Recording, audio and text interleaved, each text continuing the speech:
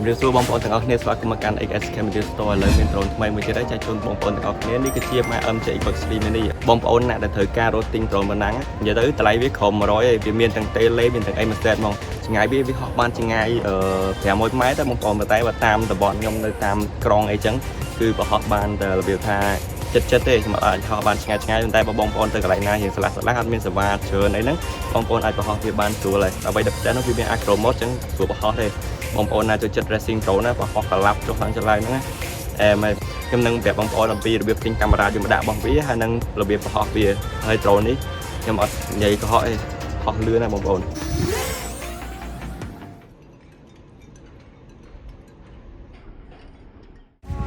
នៅពេលនេះយើងមកមើលអំពីការបើកប្រអប់របស់ drone ទាំងអស់គ្នា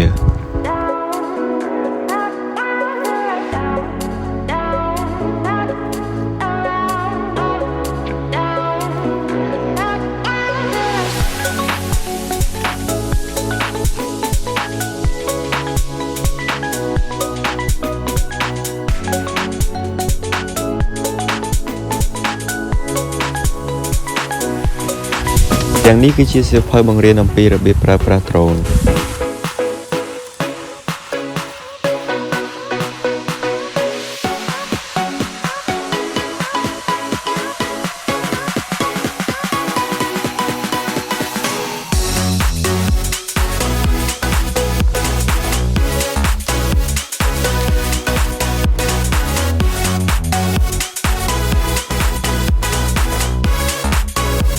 នេះគឺជាតេឡេបញ្ជារបស់យន្តហោះ drone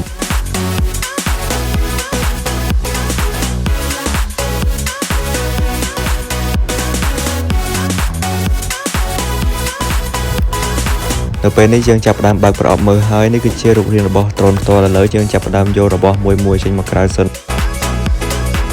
នេះគឺជាស្លាបសកួររបស់ drone ដែលគេឲ្យមក4ស្លាបដើម្បីផ្លាស់ប្ដូរសកួរនៅពេលដែលយើងហោះបុកអ្វីមួយដែលធ្វើឲ្យបាក់ស្លាបរបស់យើងសម្រាប់របស់នេះវិញគឺជាតុល្វីសម្រាប់ដោះខ្ចៅរបស់ drone ហើយនិងដៃដង្កៀបសម្រាប់ដោះស្លាបរបស់ drone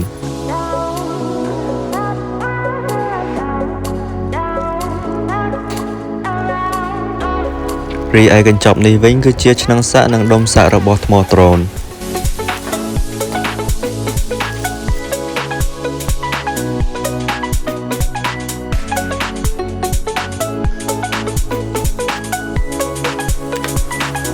ទាំងនេះគឺជាដៃការពារម៉ូទ័ររបស់ drone នៅពេលដែលយើងហោះបុកអ្វីមួយវានឹងការពារមិនឲ្យខូចម៉ូទ័ររបស់យើងចំណែករបស់នេះវិញគឺជាថ្មរបស់យន្តហោះ drone ដែលវាប្រើកម្លាំងថ្ម 7.4 វ៉ុល 850 មីលីអាំពែ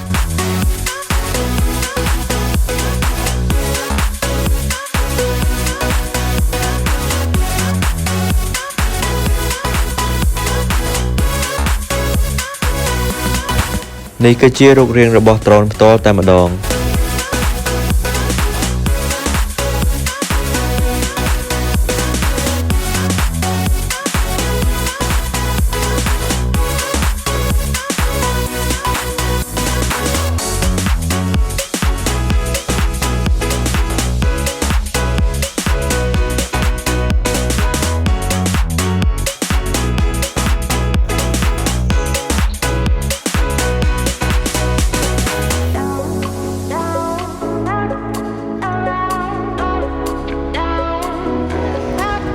នៅពេលដែលយើងយក drone ទៅដល់ភ្លាមអ្វីដែលយើងត្រូវធ្វើគឺយកវាទៅសាក់ថ្មសិន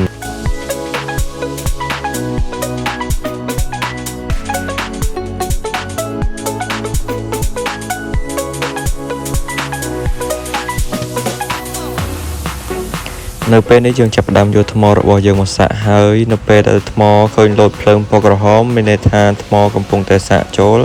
បើវាឈប់លោតភ្លើងមានន័យថាថ្មត្រូវបានសាក់ពេញហើយ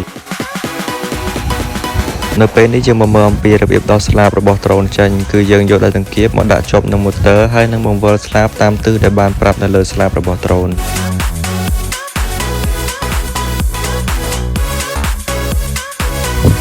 ហើយបើយើងចង់ដាក់ស្លាបចូលវិញគឺយើងត្រូវដាក់តាមរបៀបដូចគ្នាប៉ុន្តែបង្វិលតាមទិសផ្ទុយគ្នា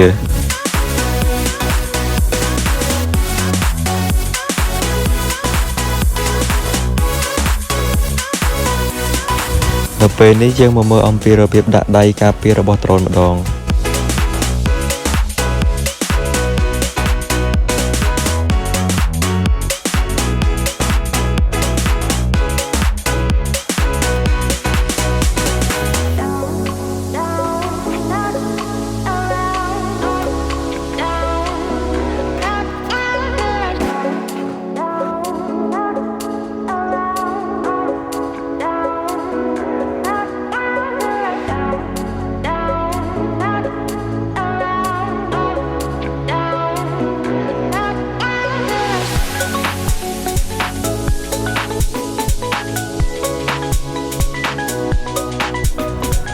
រីឯចំណែកតេឡេរបស់វាវិញយើងត្រូវដាក់ថ្ម4គ្រាប់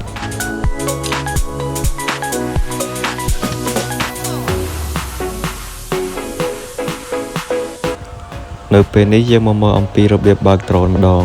នៅពេលដែលយើងសាក់ថ្មដ្រូនពេញហើយយើងយកថ្មនោះមកដោតចូលក្នុងដ្រូនមកដ្រូនវានឹងដំណើរការដោយខ្លួនឯងដោយដ្រូនប្រភេទនេះมันមានកុងតាក់បិទបើកនោះទេនៅពេលដែលយើងដាក់ថ្មចូលទៅវានឹងធ្វើការបើកដោយខ្លួនឯង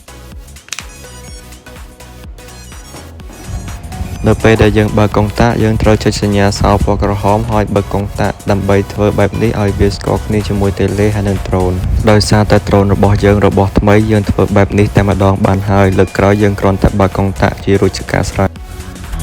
ឥឡូវនេះយើងមកមើលកុងតាក់នៅលើតេឡេម្ដងកន្លែងនេះគឺជាកុងតាក់បិទបើកម៉ាស៊ីនរបស់តេឡេនៅពេលដែលយើងបើកភ្លើងក្រហមវានឹងលោតនៅខាងលើចំណែកកុងតាក់ខាងលើនេះវិញគឺជាកុងតាក់បិទបើកភ្លើងរបស់ដ្រូនដើម្បីកាត់បន្ថយកុំឲ្យអស់ថ្មលឿនពេក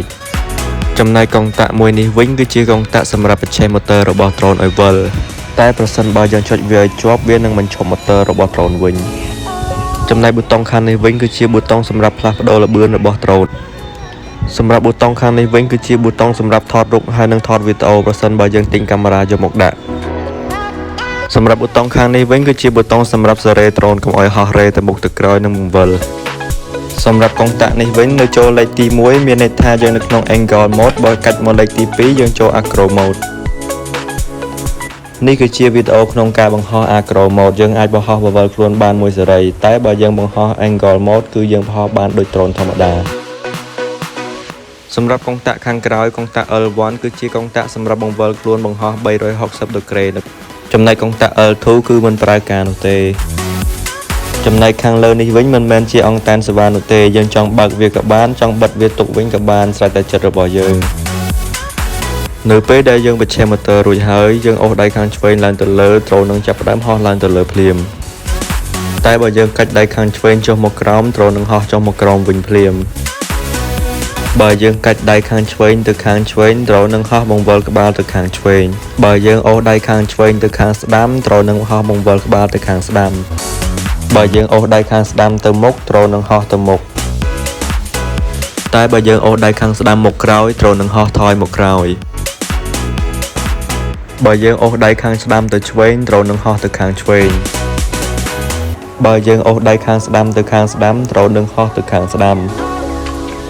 រាល់ពេលយើងត្រូវបង្ហោះដ្រូនយើងត្រូវដាក់វាលើផ្ទៃរាបស្មើហើយយើងត្រូវធ្វើបែបនេះដើម្បីឲ្យដ្រូនវាហោះនឹងបានល្អទាំងនេះគឺជា VR ដុំអេក្រង់និងកាមេរ៉ាសម្រាប់ដាក់ជាមួយនឹងដ្រូននេះគឺជា VR សម្រាប់ពាក់នៅមុខរបស់យើងដើម្បីមើលឃើញរូបភាពធំហើយនិងភ្លឺច្បាស់ទាំងនេះគឺជាសៀវភៅណែនាំអំពីរបៀបប្រើប្រាស់នេះគឺជាអេក្រង់សម្រាប់ផ្ដិតយករូបភាពចុងក្រោយនេះគឺជាកាមេរ៉ាសម្រាប់ដាក់ជាមួយដ្រូនរបស់យើង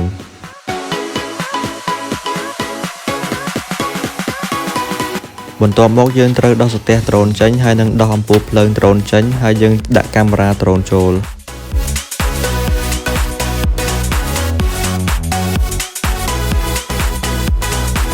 ឥឡូវនេះបងប្អូនទាំងអស់គ្នាត្រូវចុចតាមខ្ញុំតាមដំណាក់កាល